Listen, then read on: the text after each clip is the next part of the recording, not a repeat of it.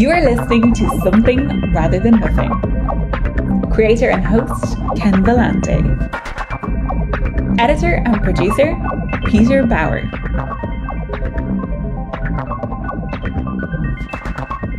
This is Ken Vellante with Something Rather Than Nothing podcast, and I am actually super excited. I have Steph Littlebird on the show, and I encountered her art on Instagram. Was just wowed by the images, and really was just digging what she had to say and in your spirit, Steph. Steph, welcome to the podcast. So pleased to have you on.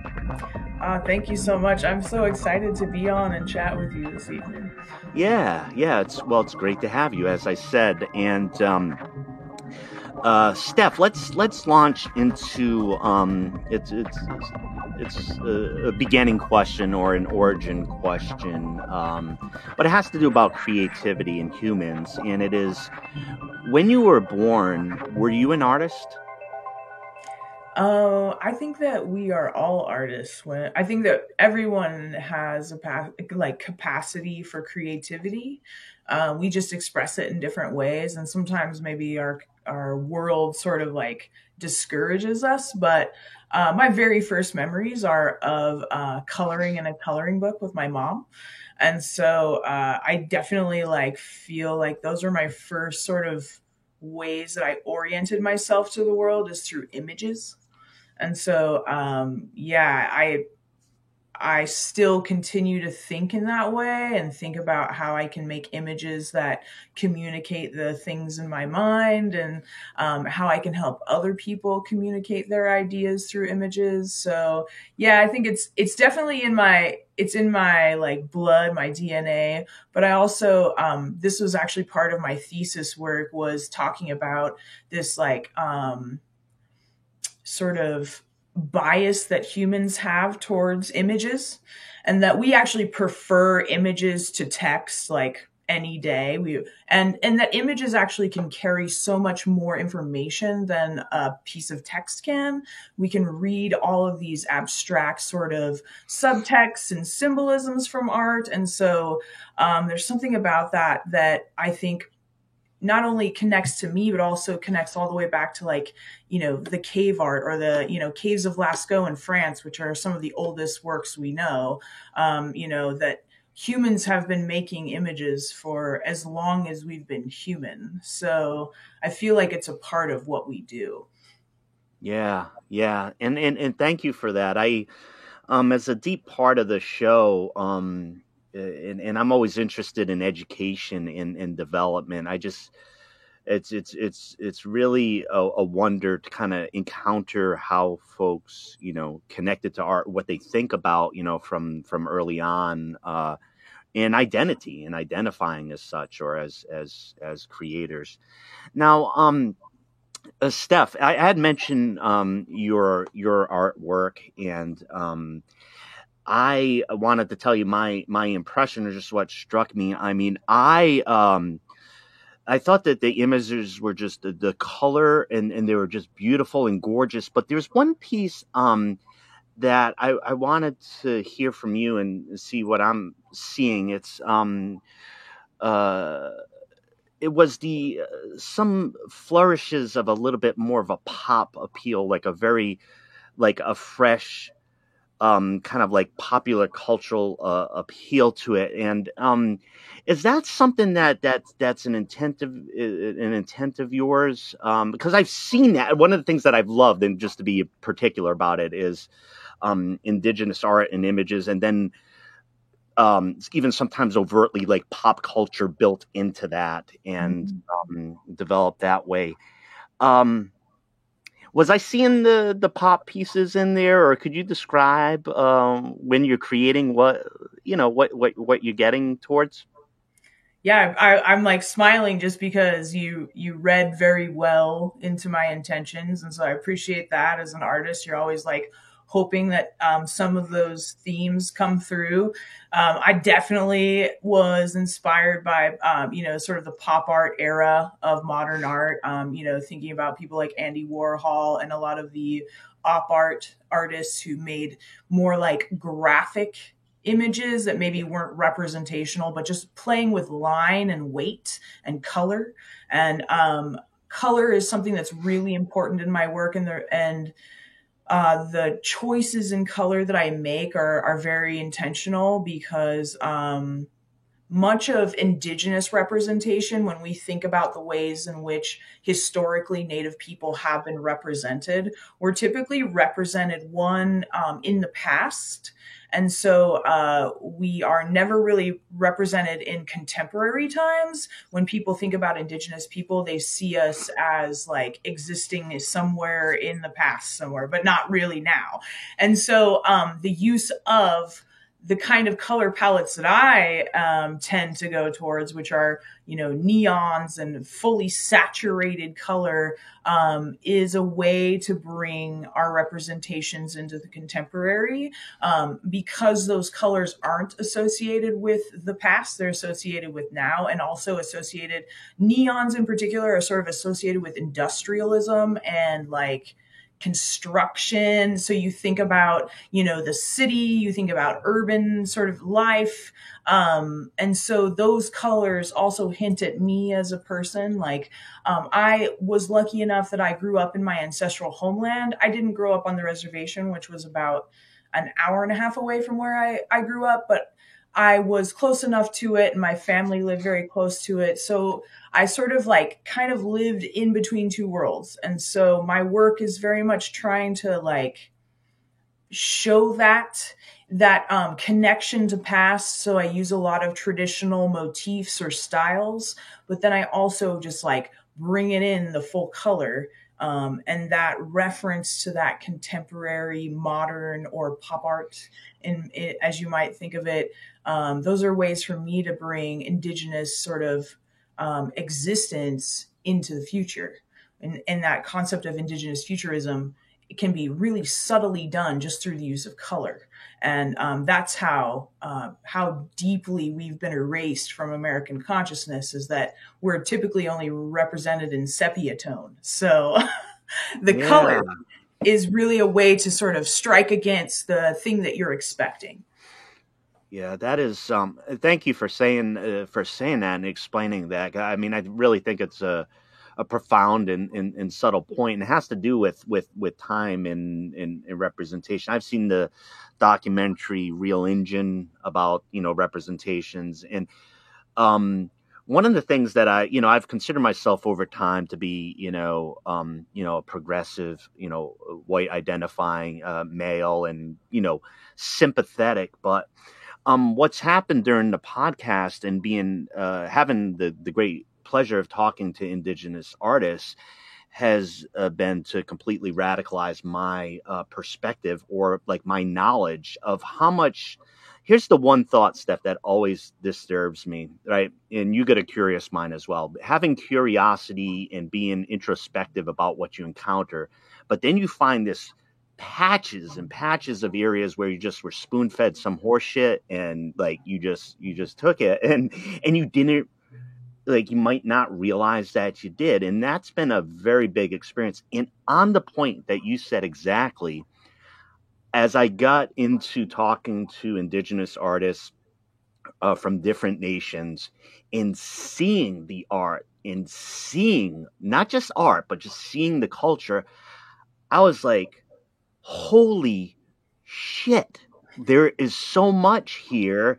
And then I've gone through the psychological stages of my own thing of betrayal, being like, what the hell is this? And Will Rogers was a Native American. I found that out 4 days ago. It's all around. So, I do appreciate you saying about the colors and how you're trying to bring in as being hey, this was made recently and it looks super modern and now, right? Thank you for that. What I wanted to ask you, and is the philosophical question. We go into the conceptual here. Is you produce a lot of beautiful art. You studied art. You've done thesis in art. But what is art? Art is everything. So that actually was one of my favorite things that I learned in art school was that there was a school of thought that said that everything is art. Every single thing we do, the thing we're doing right now is art.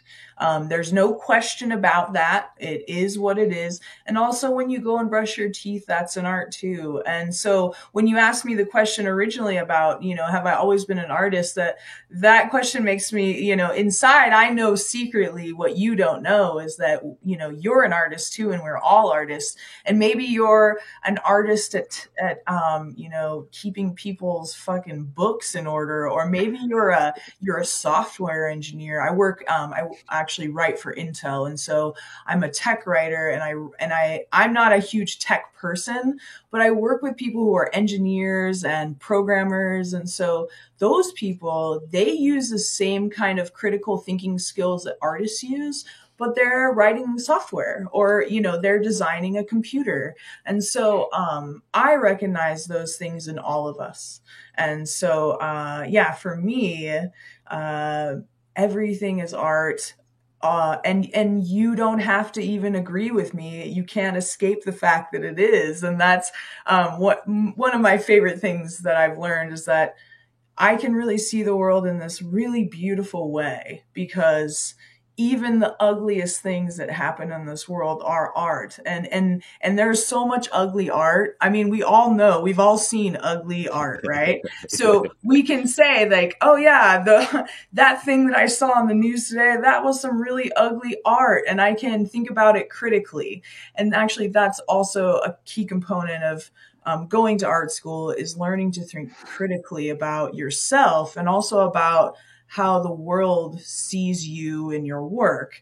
And so as an artist, I feel very blessed to know that I'm an artist, but you also you don't have to go to school to be an artist. I have always been an artist. I waited until I was in my very late 20s to go back to art school. And so I was like kind of a weirdo at art school because I was amongst a bunch of, trust fund babies, essentially. And I was a poor kid who got an Indian scholarship. So, I wasn't supposed to be there. And so, but what I realized is that in my core, in my heart, I'm an artist. And it's something that I'm just, dedicated to every day. But people do those same things. They just do it in different ways, like what you do in your work. You're an artist in your own way. And there are things that you do that you probably do very artfully that no one else could do. And so, I see everyone. I try to tell everyone they're an artist. Whenever I figure out what the thing is that they do, I'm like, oh yeah, you're an artist, Yeah. Yeah. And I mean, I think there's terms like art or creativity or being a creative or making things. There's so many processes that humans engage in that are intricate, I guess. There are multiple pieces to them.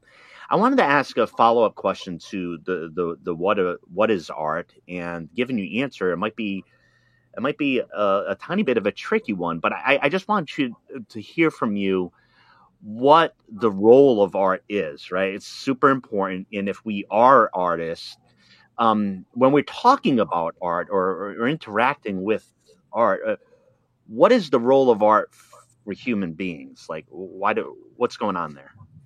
So that is a great question. And especially when you think about the fact that everything is art. All right. So, but art has many different roles. Like it doesn't just serve one purpose. The art that I make serves a different purpose than someone that,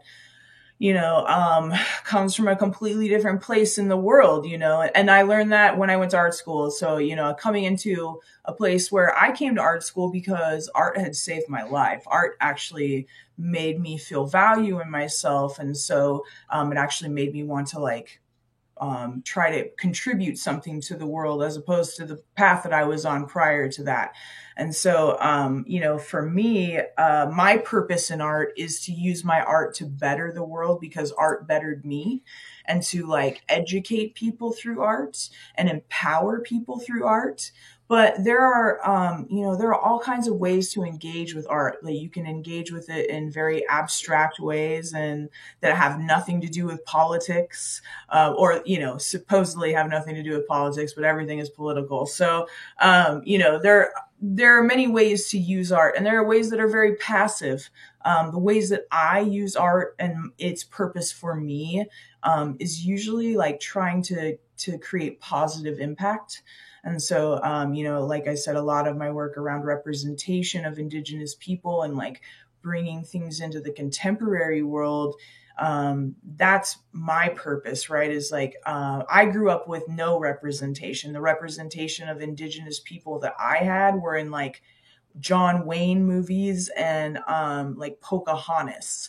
And so, for me, Pocahontas didn't look nothing like my auntie and my grandma. And so I didn't relate to these representations that I was being given. And so I know now as an artist that part of my purpose is to like fill those gaps that I recognized when I needed those representations. Yeah. And I see now as I'm making them that, yeah, we still need them really badly. And so that's why I have to keep making the work, because people need it.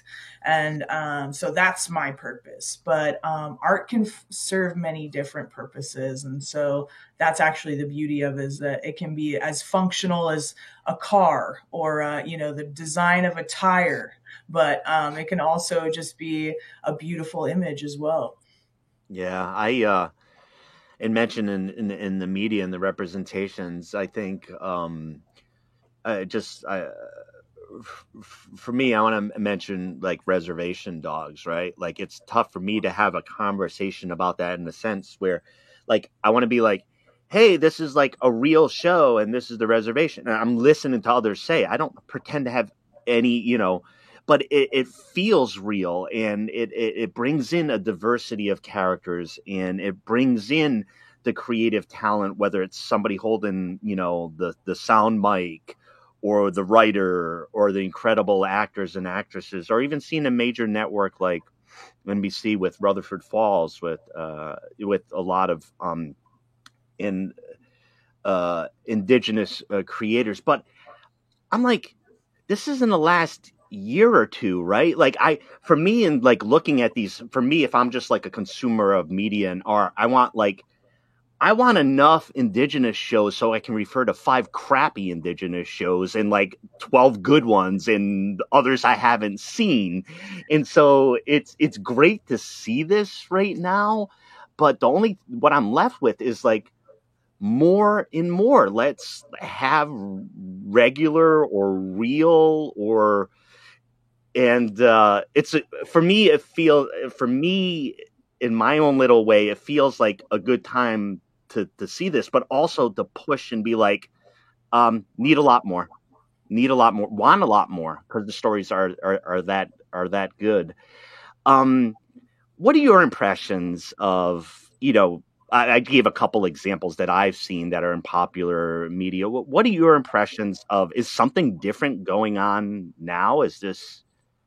Are we headed towards something that's better and more reasonable, or at least as representation goes? Yeah, I think it's really exciting to see shows like Reservation Dogs and Rutherford Falls, because those are people that are in our in our larger community. And like Jana, who's the star of Rutherford Falls, the female lead, Jana actually was in my very first curated exhibition. And so I collect her beadwork. I think that, I think she's an amazing human being. And then she became freaking famous. And so I'm like, I get to see people in my own community like reaching their dreams. And that is, again, it goes back to this idea of representation for our community, because we have been erased for so long.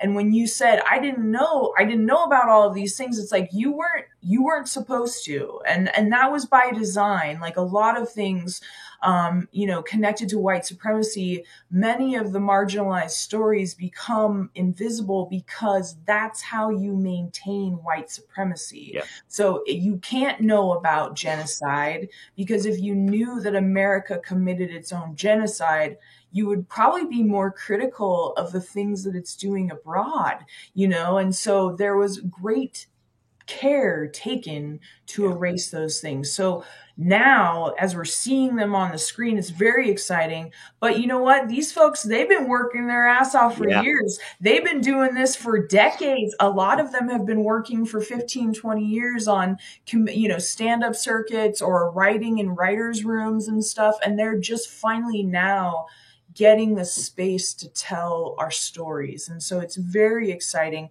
But it is like, I think, some of it can definitely be attributed to the George Floyd protests.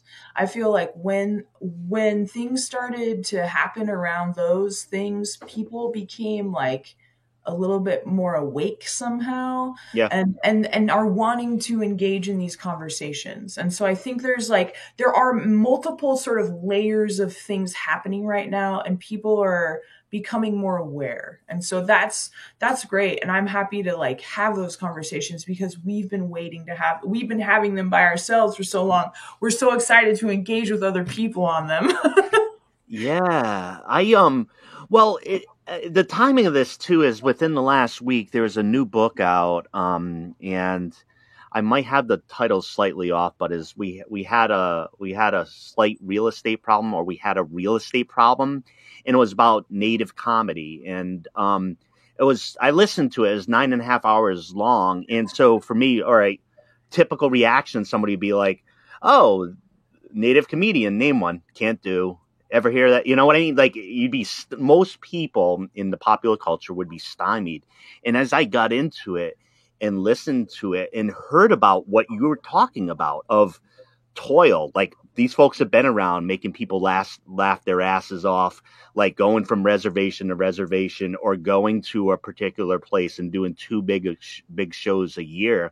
They've been humping it. They've been doing the work. And it's great to see, more folks getting exposed to it, and their hard work paying off. And Jana, who I think is ridiculously hilarious, and I start laughing as soon as she opens her mouth. She's fantastic. But a lot of great people working hard and getting some time to display their talents, which, goodness gracious, Steph, should happen, right? Shouldn't it happen, right? If you have the proof of concept and you get a great idea and people laugh, no matter who you are, shouldn't you have the time, I guess? Anyways, some better TV is out right now, I guess, is where we arrived at. One of the things, I wanted to ask, and it's related to, some of the things that I mentioned, and a little bit more of kind of the origin, or going back to the beginning, away from the creativity question. And it's a way for me to kind of find out about influences. But I was wondering, Steph Littlebird, who or what made you who you are?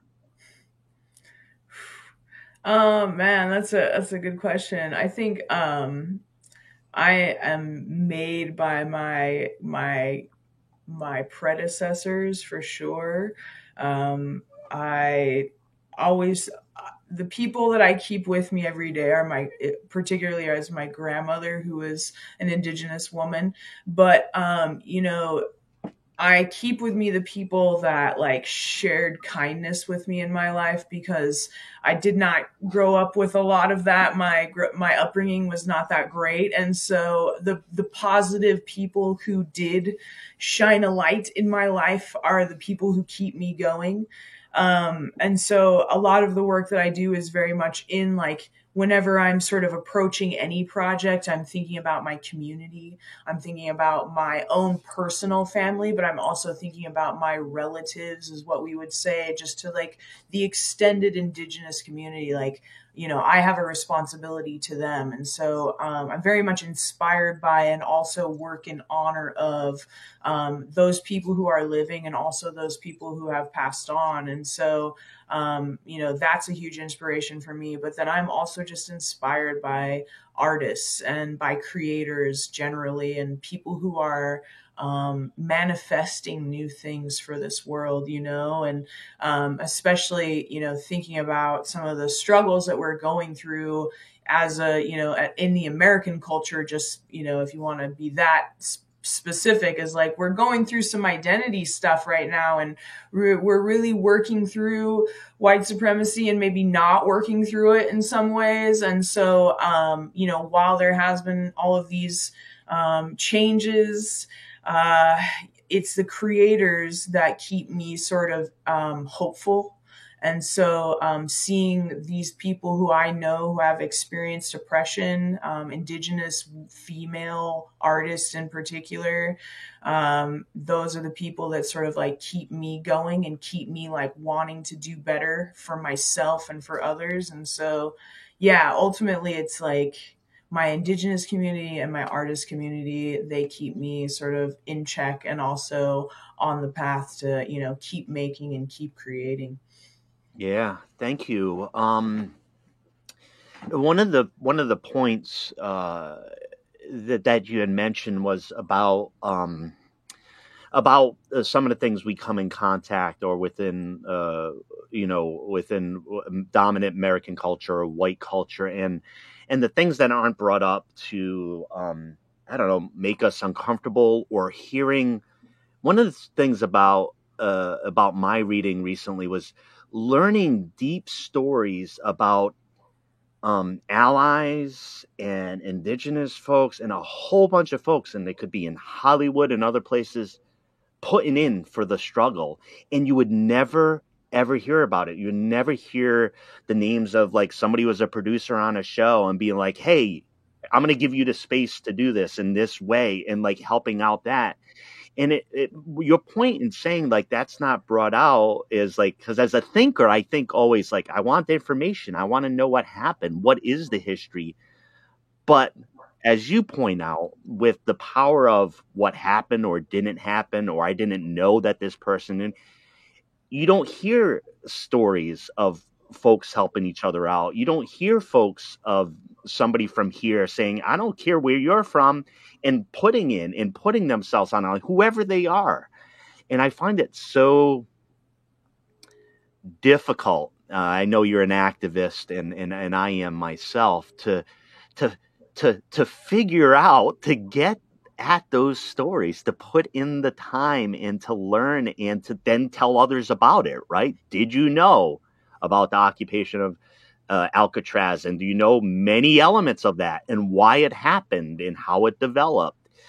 And we're left without that. I try in the show, and of course talking to you, to get, like, for me it's a self and deep interest, but there's a lot of wonder. There's a lot of wonder in learning to be done.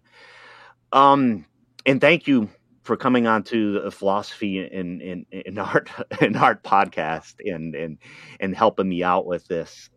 We're talking with Steph Littlebird, and I am talking her from actually the historical lands of the Kalapuya tribe. And we're talking about art and philosophy and how we come to be. I wanted to ask a separate question, Steph, and I didn't give you a heads up on this, but it's related kind of to our times or fast-moving events, in how it seems that politics is becoming radicalized and intense and extreme. One of the question I wanted to ask you is, how do you derive meaning from these quick moving events, for like these events that are going on?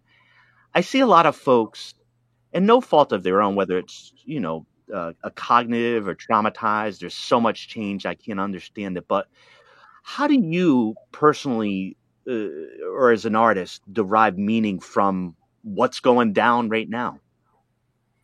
I think that I always try to remain rooted in history whenever I'm thinking about what's happening now, and trying to think about the people who I am descended from and what they experienced. My not just my immediate predecessors like my parents, but my predecessors who were colonized, and thinking about all of the violent experiences that has sort of happened to previous generations that came before me, not just indigenous people, but all kinds of people who've been oppressed in this country, and so when I see what's going on in the world right now, and I see how polarized things are, I feel troubled by it. But I also kind of like am reassured by the sort of trajectory of human, I don't know, human history, having, like, there is always going to be struggles. There are always going to be sort of stumbling blocks, and we're not always going to be perfect in our ascent to the next evolved state. But what we are now is far more informed. And I also think that, we are in a sort of unprecedented world. And so there are things that we can't really predict, but I feel like knowing yourself and knowing who you are in terms of like where you come from, those things can kind of give you a stability in a sense. And knowing that I descend from people who, were violently colonized and survived that, that whatever I'm doing right now, like I have the pre-coded sort of experience in my DNA from my ancestors to survive that shit. So, I just keep working away and trying to put my positive light into the world, because that's all we can do, right? Is like when you are facing down the fucking gun of a barrel that is tyranny, that is absolutely knocking on this country's door right now, then you have to like remain positive, because if you don't have that vision for a better future, then everything deteriorates very quickly. And so, I don't know, I just have to just stay focused on, my purpose, because that's really the only thing that's sort of like, I'm like, there's a lot going on right now in this world, and we're in a very strange time. People keep saying post-pandemic, but we are not in a post-pandemic. We still have 50 to 70,000 people being affected every single day. And so, we've just become desensitized. And so, it's very interesting. We're in a world right now that's hard to sort of predict, but, I stay sort of tethered to reality through my ancestry and doing my purpose every day, which is to create work for my community and, for others that uplifts them, because that's what we need right now. Yeah, and thank you. And I want to connect what you just said right there to collective activity. And we chatted, prior to the episode a little bit about collective activity and working together. You and I must believe that when you take art and you take people, that there must be some power to collectively organize around it. And I'm not saying just overtly for political purposes, right? That which has its own uses in means of political imagery. I'm saying the power of art in organizing to help transform. I'm assuming that your art is integral to your organizing. So I want to ask this. When we organize, must it be artful? I don't think we can ever really count on being artful as humans. So we should never aspire to only be artful. Like perfectionism is not, it's not great. It's a tough rule to live under, but I think that it's not important to be perfect. It's important to try. And so a lot of people ask me that when I talk about art, but it's true of activism too, which is like, Well, certainly every painting I make is not going to be a masterpiece, but it doesn't mean I don't paint that painting, because that painting that I made that isn't a masterpiece, well, that teaches me how to make the masterpiece. And so, as we talked earlier about collectivism, like sometimes our collective actions are a very small microcosm, and they don't impact the world the way that we say would want them to, but it's that action, it's that collectivism that keeps that flame of revolution and change alive. And so we have to keep putting coal on the fire, right? We got to keep putting fuel into it to keep it alive, because sometimes the fire isn't burning that bright, but as long as it's burning, then there's potential for it to, to come back up again. And so anyway, yeah, it's tough. It's tough, Yeah. but it doesn't have to be artful. It just has to happen. Yeah, I found one of the best lessons, I learned a long time ago, but to teach folks, organizing or like collective activity around a cause is so clumsy and sloppy. I don't even have the words for it. And people don't expect that going in. They expect to be like, where am I supposed to be standing? And where is that? And you're like, and folks will look at you and you'll be like, look, your attitude has to be this. You have to constantly adapt, because we're in a new thing constantly. And it's quite a funny thing to think about it in that way, because I think we're kind of trained to think of, okay, what are the instructions? What is going to work? And we're like, guess what? As we're going along here, we're going to find what works as we're doing it. So yeah, I mean, a painting is a series of thousands of decisions, right? So like when I make a painting, I have to consciously and also subconsciously just paint these layers of color essentially to achieve something that looks like a thing later on, and so really there's no roadmap to that. That's just kind of like, you got to go with it. And like you said, be able to adapt. Adaptability, being dynamic, super important when it comes to organizing or being an artist generally, because if you're not willing to experiment, like the lives we lead as activists and artists are typically the sort of overgrown paths. They're not cleared for you. You kind of got to make it on your own. And so you have to be a creative mind either way. Yeah. And well, and part of the thing, I think, in mentioning art, or the art of that, but also thinking about philosophy and asking questions. And one of the things that I know in doing this show, I mean, if you look at the history of philosophy, per se, not only do you have like a dominant white male narrative, you have one even more dominant in the kind of concepts that are created. Like, it seems that philosophy is even more white and male.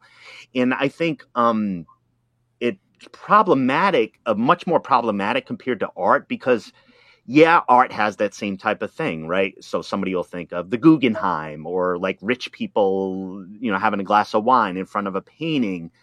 But you and I know that there's a ton of art, and there's a bunch of other things. There's just a whole lot more that is there. And I think about history. I think you mentioned in talking about history, that history is there. And one of the things I try to do in this show, which is kind of an interesting experiment almost, is that type of philosophy, or that type of esoteric learning the language, particular language, is so exclusionary. I think it's noticeably it's just exclusionary. And when you popularize philosophy of saying like, what is art? Or like, why am I here? Like, everybody can get to the point in talking about that and not create the argument necessarily, but to talk about big questions.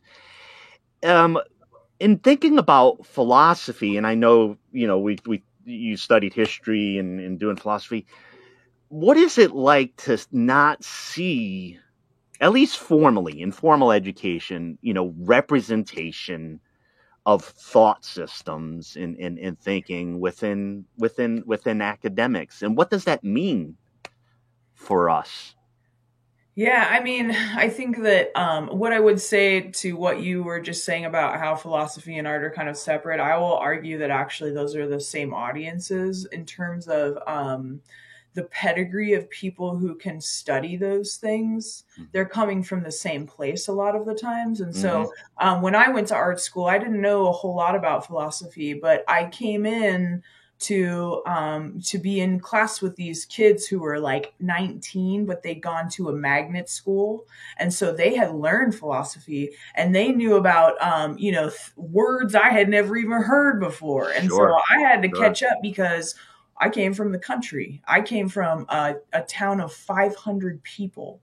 So we weren't talking about philosophy in junior high or high school, right? But those, I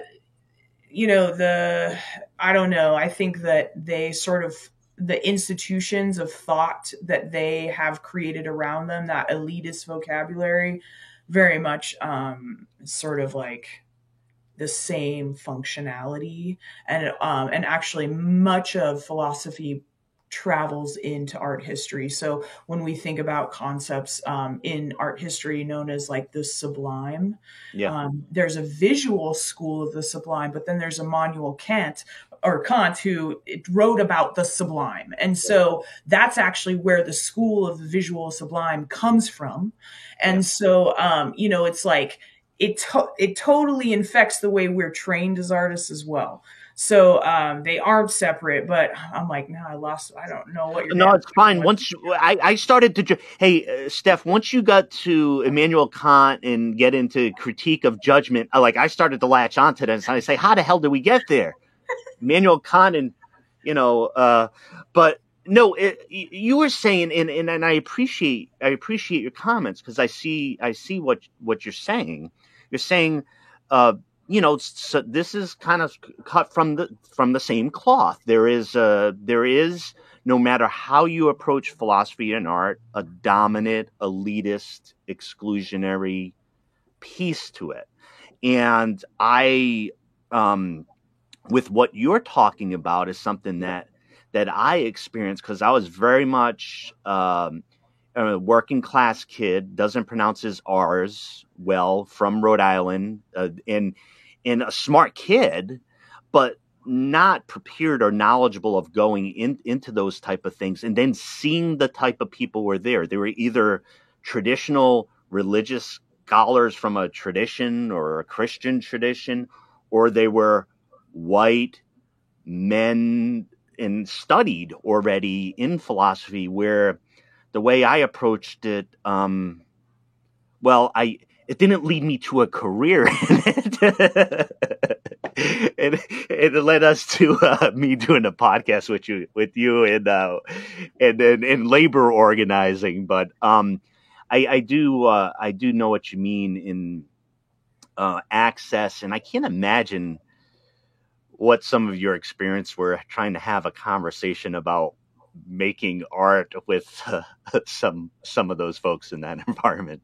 I was going to say, back to the color conversation, throughout my art school experience, my teachers, particularly my painting teachers, were like, why do you want to use neon all the time? Like, why do you want to use these colors? And I think it's because many of them were hippies.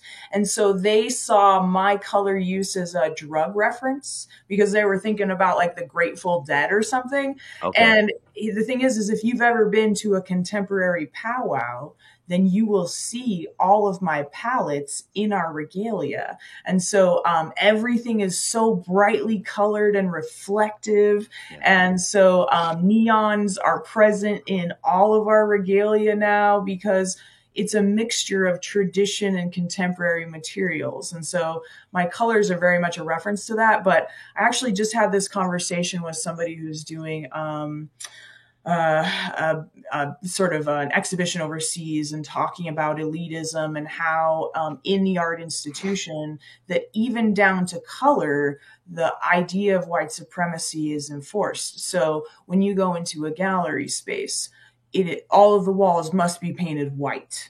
And there is a very specific type of white that you should have. And there are all these rules about how a painting should be hung at a certain level on the wall, 60 inches on center specifically, because that's the perfect height. And so there are all these secret rules that white men have created essentially that are enforced upon, creatives, no matter where they come from. And in a lot of cases, like indigenous artists, we may have gone to art school. Like some of us were lucky enough to get into those institutions, but like we very much were not a part of those institutions and felt like aliens in them because our approach to the work is so different than somebody who's coming in there and they're like, there was a student I went to school with, and one of his very first projects in school, in our sculpture class, we had to make a sculpture and bring it in to have it critiqued. And he bought a hamburger and put it on a pedestal, and we had to critique it. And it was totally valid. It was totally valid. I spent hours and hours and hours making a sculpture, and he went and bought a hamburger and talked about it for 30 minutes. And so there are many different ways in which white supremacy plays out in art institution, and privilege plays out because that person can get a better grade than I did because they knew how to talk about it in the right language. And so there are all these barriers that indigenous people experience in those institutions, people of color generally experience, and also just poor people. When you get anywhere near those institutions, you recognize that you didn't come with the prepackaged vocabulary and privilege you were supposed to have to be there. Yeah. Well, and one of the things in the systems that I found out, I've mentioned this publicly at times, is, I represent everybody as I work for a union. I don't choose my clients, and as such, I've worked in a large school system where I knew every black person, right? I knew every person of color. Why? Because they're going to get in trouble. They're not going to fit in. They're going to do the same thing that the other person down the hall did, except now they get a reprimand for it. So it's one of those things where I feel it's been a gift to see how the system doesn't work from the inside, and because I'm talking to the folks who aren't fitting into it, and they're telling me why they don't. And but one of the things I wanted to I keep saying one of the things I want to ask you a lot, Steph.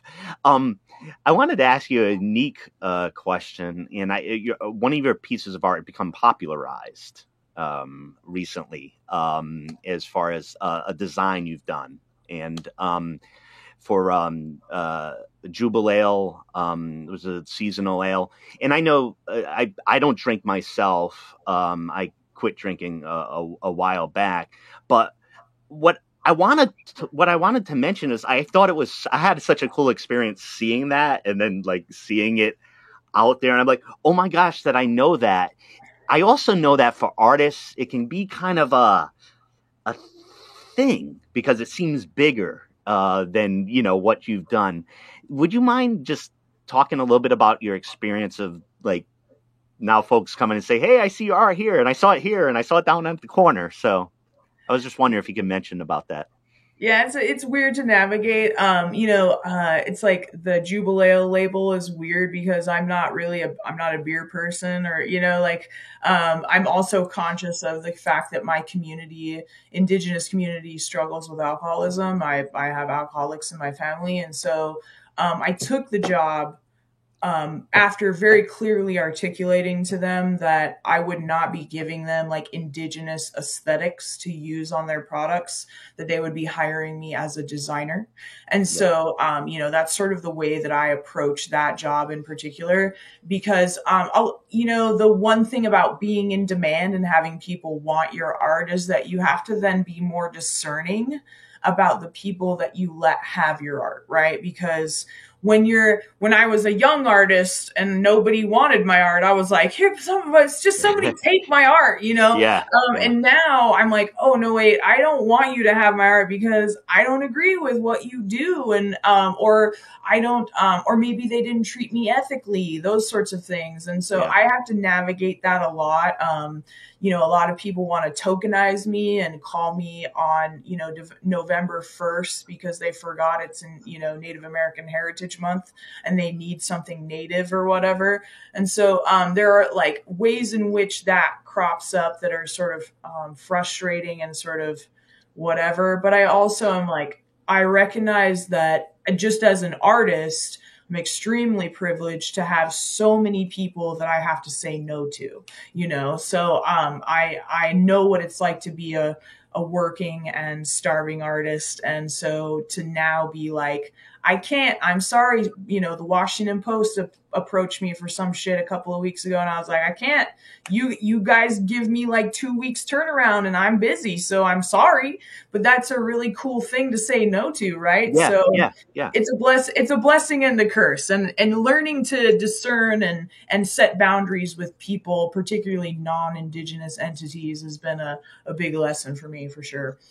Yeah. Well, and thank you for that. I wanted to tell you about I was like, wow, I love looking at that. I was so excited by it. And I'm sure many people who, love you and love your art are having, that experience and being able to see it, a bit more publicly, I guess. I keep saying it's like one more thing, and then I got another thing. I want to ask you the big question, though. I want to ask you the big question, and then maybe a couple smaller ones. The big question is, why is there something rather than nothing? Why is there something rather than nothing? I will say one other comment about the question.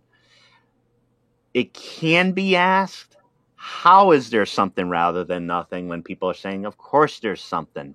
I never want to presume the answer, but which is it? Something or nothing or both? Both, for sure. I think when I was younger, I would say this a lot. I don't say it as much anymore, but it depended on the day. Some days I woke up like very hopeful, and some days I woke up a nihilist and like nothing mattered, and so nihilism has its place in some ways, like but I also think that that idea that nothing matters is also tied to white supremacy.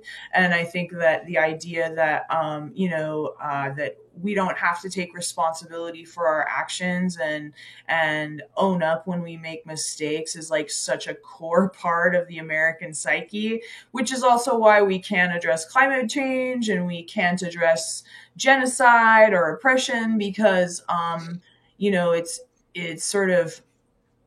actually sort of picking at something that is very much tied to white supremacy. And so it's that's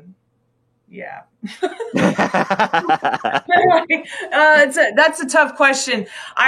My purpose is what I make, and like I said earlier, my purpose is like working to right the wrongs that happened to my ancestors and also work for the people now. So when you ask that question, I liken it to what's the meaning of life, essentially. Yeah. And I think that the answer to that question is not the same for every person, and that we make meaning. And that's what I have. That's the difference between me now and me as a younger person, is that some days I woke up as a nihilist, and those were the days that I chose not to make the day have meaning. And so every day I have to choose to make my day have meaning and purpose. And really that's what keeps me here as Yeah. it just like living. So that's my guiding purpose really, is that I have to make the meaning. Yeah. Oh, I feel that, and thank you for your response.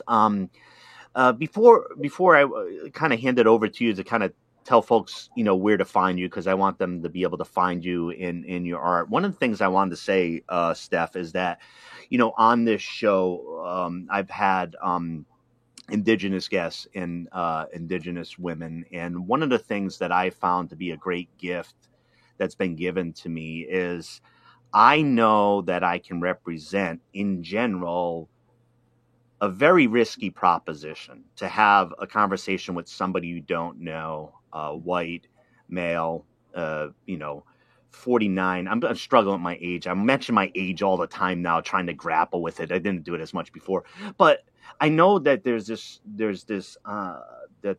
step that you take, and I really just want to recognize that. And I've talked to Jordan Marie Brings, Three Horse Daniel, Rosalie Fish, and Raven Juarez. And part of my engagement is that my show is open, and I'm deeply curious, where I don't know. I really don't know, and I'm learning a lot at the time. But fundamentally, what I wanted to say is thank you, for coming on the show, and for taking that step, because it's something that I notice, and it's something that I appreciate. Yeah, I will say that it can be a risk for sure. But when you said that you had recently been radicalized by Indigenous people, I was like, all right, I'm in, I'm coming. That is the only word, and I use it in the most beautiful, non-American radicalization threatening way, even though it should be threatening as fuck, because you're questioning fundamentally the structures that are around you. But yeah, and that has happened, and being in a process where I'm like, okay, how do I do today? How do I learn? And how do I figure this out? And how do I see, and with see the art, and also hear in the conversation. All right, so Steph, I will tell you that I mentioned you coming on to the show with the producer. He's been ordering your art already. This is, the show hasn't been produced yet. He's excited about it. But could you tell the listeners, where to find your art, or maybe any other aspects of your creativity and things you wish to express to the audience? Yeah, if you want to look at my art, the best place to find it is on Instagram. So my handle on there is Art Nerd Forever, all spelled, no letters or no numbers, sorry. And then you can just type in Steph Littlebird and it'll come up as well. There's also StephLittlebird.com where you can see some of my work on there, but yeah, you can Google me. I got all kinds of projects across the internet that you can check out. Aside from being a visual artist, I'm also a curator and a professional writer. And so I'm writing a series right now for Oregon Arts Watch that's about Indigenous resilience and about Indigenous people in Oregon and how they use creativity to sort of bring native identity into the present, and thinking about those ideas of Indigenous futurism. And so yeah, you can just search Steph Littlebird on Google, you'll find me. And I appreciate the time and opportunity to chat with you on this. Yeah, absolutely. And the invitation is, since you're Art Nerd Forever, the invitation is forever. That corresponds. No, I actually tell people that I used to have this post that I put on Instagram, and it was called the Art Hotline. And you could just DM me if you had questions about art, or if you wanted me to look at a piece of art. I still do that for people anyway, but I love art so much. And like I said, art is everything. And so even, my DMs on my Instagram account, that's art. So, DM me and we can make art together. Absolutely. Thank you so much, Steph. As you know, I've been really excited to chat with you, and actually, as usual, to learn as I'm talking. And I hope everybody gets a chance to take a look at Steph's art. I really enjoy it, and I look forward to you know those pieces, but also what you were saying about your writing and about the connection between activity and art, uh, for the sake of moving away from theory to the practical component. One of the threads, I did an interview with Ricardo Levins Morales in Minneapolis, Minnesota, and he really helped me take a jump forward in understanding art activity or creativity, not something that's being pushed into the activity that you're doing. It's an emanation, and it's part of it. And he pointed to a lot of effort wasted squishing things in when you have to reposition. And I hear a lot of what you have to say there, and for me, that's a very liberating concept, because otherwise, for me, in my own way, I get stuck doing labor stuff over here, and now I'm acting arty over here, and now I'm doing this over here, when it is like that. It is like that. The capitalist system kind of breaks it into those pieces, but it really is me, and it really is you. So I heard a lot of what you had to say of what we're talking about having a real impact on the world. So shit, right? That's what art conversation is supposed to do. Steph, thank you so much for your time.